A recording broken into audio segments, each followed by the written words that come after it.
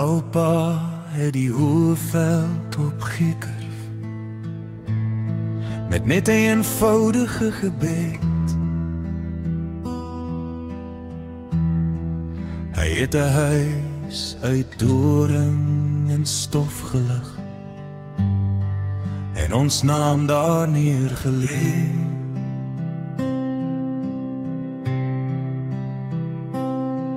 My pa het die wind gelees, soos 'n dominee sy heilige woord.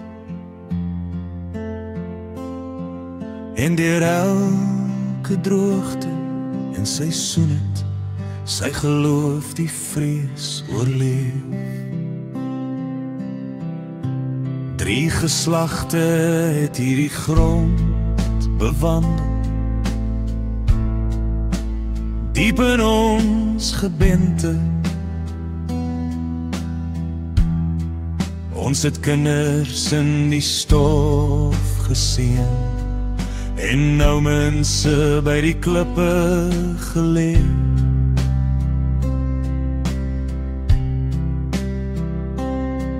Die veld vertel sy stories, al luister geen hof of minister ooit.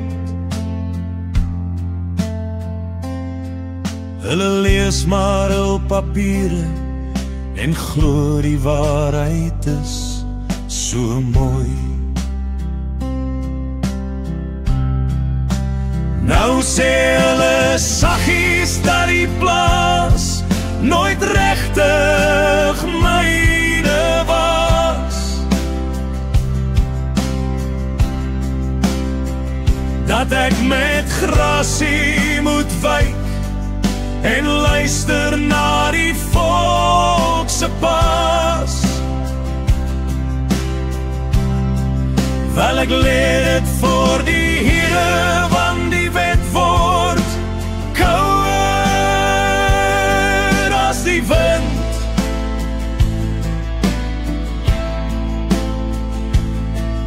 Maar laat hulle tog probeer vat aan jare wat hulle nooit verdien het of gevind. Ek ken die reek net voor die reën en die fluistering van die vuur. Ek het slaap verruil vir oes, sodat stede hul brood kon hê.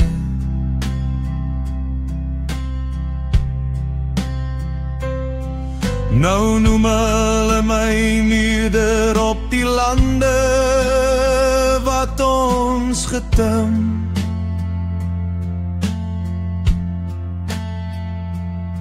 Hoe mild van hulle om my te herdoop na werk wat nie eens aan hulle stem.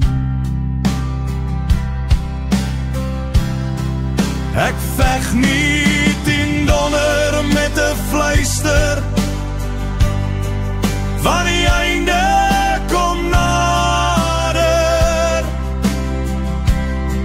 'n boer leer om vir storms te buig en meer te verloor as wat hy bewaar. Maar ek hou vas aan die skrif voordat God naby die gebrokenes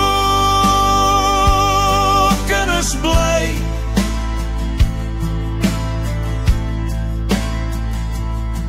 Terwyl manne wat die papiere teken nie eens die grond durf aanvat waaroor hulle stui.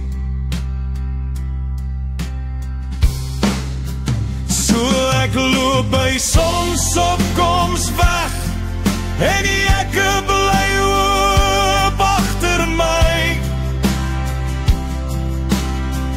Laat hulle besluit wat groei op grond, wat hulle nooit geploeg of probeer het nie. Ek vertrou op God se hand, want hy weet wat reg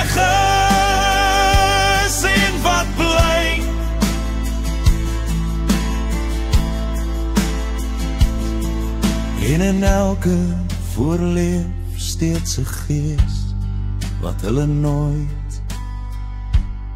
as hul eie sal kry.